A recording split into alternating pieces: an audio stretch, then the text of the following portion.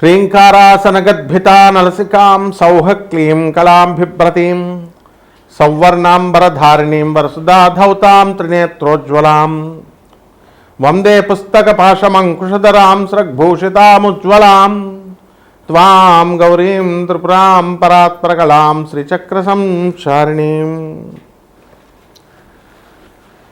మనకి చాలామంది ఏమండి గురుగారు మాకు చేతబడులు చేశారండి, మాకు ఈ యొక్క చిల్లంగి అంటారు దాన్ని, ఒక్కొక్క ఏరియాలో ఒక్కొక్కటి. అలా దుష్టశక్తులు, క్రూరశక్తులు, క్రూర గ్రహాలు, పిశాచాలు, కర్ణపిశాచులు, ఇలా రకరకాల పేర్లతో ముఖ్యంగా చేతబడులండి అంటారు. మన హీరో సుమన్ గారు కూడా చాలా మంచి ఆయన. మరి అంత చదువుకున్న వ్యక్తి, మృదు వ్యక్తి, ఆయన ఒక టాప్ రేంజ్లోకి వెళ్ళినప్పుడు నాకు చేతబడులు చేయించారండి, అందువల్లనే నా కెరీర్ ఇంకా వెళ్ళాల్సిందే ఆగిపోయిందండి అని ఆయన ఇంటర్వ్యూలో చెప్పడం మనందరం కూడా చూస్తున్నాం. మరి మనకి హీరో సుమన్ గారు చాలా అంత గొప్ప పరిణతి చెందినటువంటి వ్యక్తి మరి అబద్ధాలు చెప్తారా? కాదు కదా. అయితే ఒక సైన్స్లో ఒక ప్రొఫెసర్గా ఉన్న నేను చేతబళ్ళు ఇవన్నీ ఉన్నాయంటే అవన్నీ ఖండించి పడేస్తాను. అయినప్పటికీ కూడా చాలామంది ఏమండి మేము హాస్పిటల్లోకి వెళ్ళామండి, మరి అక్కడ చూపించుకుంటే అన్నీ నార్మల్ వచ్చినాయండి, అంతా మాకు అర్థం కావట్లేదండి అని చాలామంది చెప్తూ ఉంటారు. అయితే చేతబళ్ళ వల్ల మా జీవితం ఆగిపోయిందండి అంటారు. అసలు ఈ చేతబళ్ళు ఎవర్రా నాయనా చేస్తారు అంటే మా బంధువులేనండి, మాకు తెలుసున్నటువంటి పరివారమేనండి, మా మీద మా ఎదుగుదల చూసి ఆగిపోవడానికి చేయించారండి అంటారు. ఇటీవల మీరు కనుక చూసుకుంటే చిర్రావూరు గారు కూడా పాపం ఆయన కొన్ని లక్షల మంది ఫాలోవర్స్ ఉన్నారు. కాశీలో 21 మంది మంత్రగాళ్ళని పెట్టి శ్మశానంలో చేతబళ్ళు చేయించడానికి ప్రయత్నించారు అని చెప్పి మిగతా వాళ్ళు అంటే నేను దేవీపుత్రుడిని, అమ్మవారి పుత్రుడిని, నాకేమి అవన్నీ కూడా ఏం చెయ్యవు అని ఆయన కూడా చెప్పడం జరిగింది. అంటే మొత్తం మీద ఓవరాల్గా ఏంటంటే మనకి క్షుద్ర శక్తులు అంటే ఏంటంటే లోయర్ ఎనర్జీస్ అంటారు వీటిని. వాళ్ళు పూజించేటటువంటి దేవతలు ఏంటో మామూలు జనానికి తెలియదు. తెలియక కాళీ అమ్మవారు చేసేస్తుంది, లేదా చిన్న మస్తా అమ్మవారు చేసేస్తుంది, ఇట్లా వాళ్ళు ఇష్టం వచ్చినట్టుగా మాట్లాడుతూ ఉంటారు. ఈ దశమహావిద్యలు అనేటటువంటి అమ్మవార్లు తార, మహాకాళి, చిన్నమస్త, త్రిపుర భైరవి, తర్వాత బగళాముఖి, ఆ తర్వాత మనకి రాజశ్యామల, ధూమావతి, షోడశి అంటే లలితాదేవి, అలాగే మనకు భువనేశ్వరి అమ్మవారు, ఆ తర్వాత కమలాత్మిక అమ్మవారు. వీటిల్లో ఇవి కాకుండా ఇంకో 2 దేవతలు ప్రత్యంగిర, వారాహి. ఇవి ఈ మధ్యకాలంలో ఒక 20 సంవత్సరాల నుంచి జనమందరికీ కూడా పబ్లిసిటీ అయినాయి. తెలియక అపోహతో వీళ్ళంతా కూడా చిన్నమస్తా చేసేస్తుందండి, బగళాముఖి ఇచ్చేసేస్తుంది. మహాకాళిని మా చిన్నప్పటి నుంచి అనేవారు. మహాకాళిని అడిగితే చేతబళ్ళు కూడా చేసేస్తారండి, ప్రత్యంగిర అయితే రివర్స్ చేసేస్తుందండి.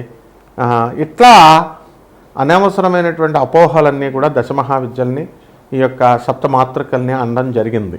వారాహి, ప్రత్యంగిర అమ్మవార్లు వాళ్ళు అలా ఎన్నటికీ చేరు. ఆ అమ్మవార్లంతా కూడా గౌరీదేహ సముద్భవాం అన్నాం, అంటే గౌరీదేవి నుంచి పుట్టేది.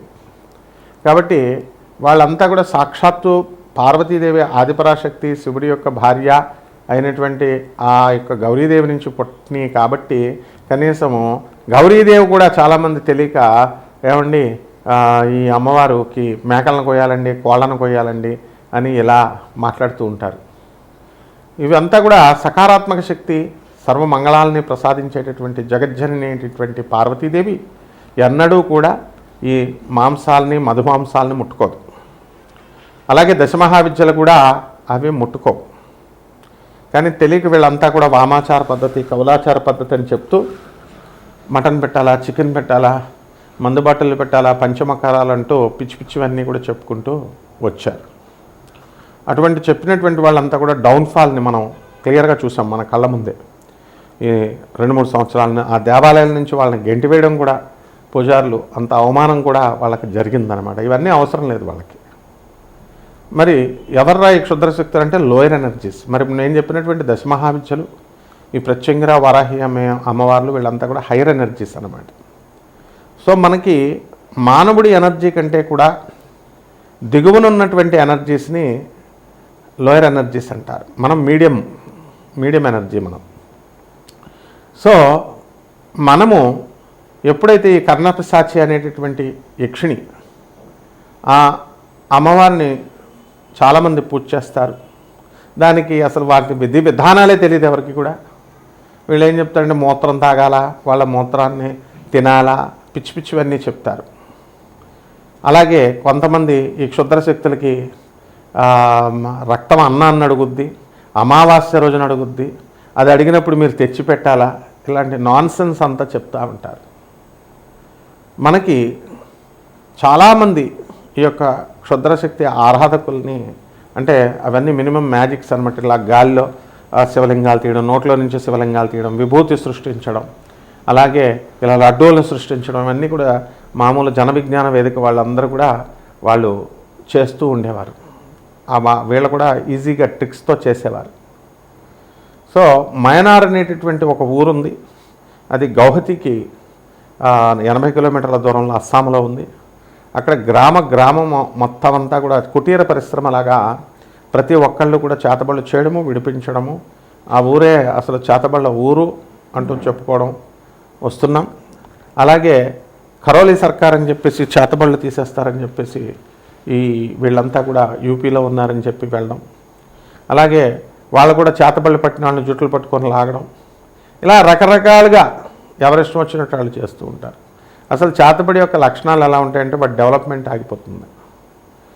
బాగా వ్యాపారంలో నెంబర్ 1గా ఎదిగిపోతున్నటువంటి వాళ్ళు సడన్గా అప్పుల పాలవడం, ఇతరుల చేత మోసగింపబడడం, అండ్ ఏదో ఒక విధమైనటువంటి భయంకరమైనటువంటి క్రానిక్ డిసీజ్ రావడం, ఆ డిసీజ్ సడన్గా క్యాన్సర్ వ్యాధి లాంటిది రావడం, ఆ వ్యాధుల ద్వారా మనం హాస్పిటల్కి వెళ్ళినా నార్మల్ ఉంది అని చెప్పడం వాళ్ళు, ఆ తర్వాత మనం టెస్ట్ చేసుకున్నా కూడా నార్మల్ ఉందండి అంటారు. సో ఈ రకంగా అసలు చేతబళ్ళు ఉన్నాయా లేవా, ఈ చేతబళ్ళు ప్రయోగాలు ఏమిటి, ఇవన్నీ కూడా మనము క్రమేపీ మనం తెలుసుకుందాం. వాటి ప్రభావాల వల్ల రాత్రులు పిశాచాలు కనబడడం, రక్తమాంసాలు కనబడడం, సౌండ్స్ వినబడడం, హాలుసినేషన్ లాగా, ఇన్ఫాక్చుయేషన్ లాగా ఉండడం, ఇవన్నీ జరుగుతున్నాయి. వీటిని కూడా 12 ద్వాదశ రాశుల మీద ఈ యొక్క సంవత్సరంలో 2026 సంవత్సరంలో ఈ చేతబళ్ళు చేసిన వాళ్ళ చేయబడినటువంటి వాళ్ళ డెవలప్మెంట్ ఎలా ఉంటుంది, వాళ్ళ డెవలప్మెంట్ ఆగిపోతుందా, ఈ వీడియోలో మనం తెలుసుకుందాం ఒక్కొక్క రాశి వారీగా. ధనుస్సు రాశి వారందరూ కూడా చేతబళ్ళ ప్రభావం వలన కోటాను కోట్ల రూపాయలను కోల్పోయారు. నరకోశ తగిలేసింది మీ అందరికీ.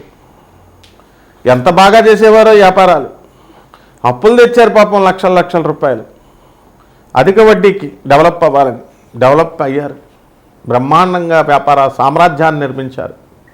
ఒకేసారి కపటల చేతుల్లో పడిపోయారు. ఏమంటే ఎప్పుడు ఇచ్చేవాళ్ళేనండి స్థలాలు, మమ్మల్ని ఎందుకు మోసం చేస్తారండి అని చెప్తారు. వాడు డబుల్ రిజిస్ట్రేషన్లోనో లేకపోతే దేంట్లోనే ఇరికిచ్చేస్తాడు. ఆ విధంగా a foolish friend is dangerous than a wise enemy అన్నాం.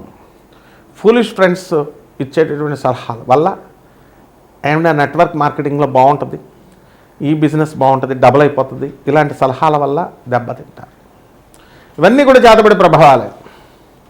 చక్కగా ఈ యొక్క ధనుస్సు రాశి వారంతా కూడా అర్ధాష్టమ శని ఒక్కటే మీకు దోషం, మిగతాదంతా ఫస్ట్ క్లాస్గా ఉన్నారు మీరు.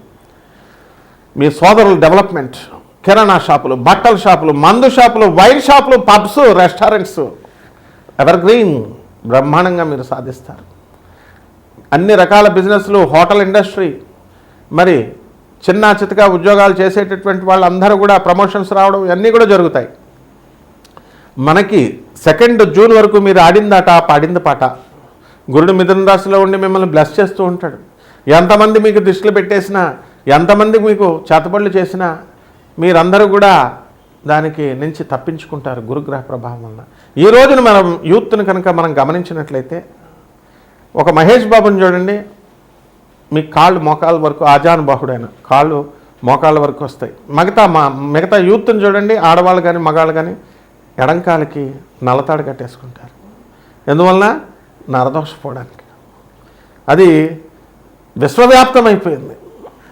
అందువల్ల చిన్నప్పుడు మీకు చూడండి, మీ తల్లిదండ్రులు అరే అందంగా ఉన్నావురా పాపం అని చెప్పేసి నల్లబొట్టు పెడతారు. తల్లి తీసుకునేటటువంటి జాగ్రత్తలు. చాలామంది భార్యాభర్తలంతా కూడా కొట్లాటలు, కొట్టుకుంటున్నారు, విడిపోతున్నారు, ఎగ్గోలు.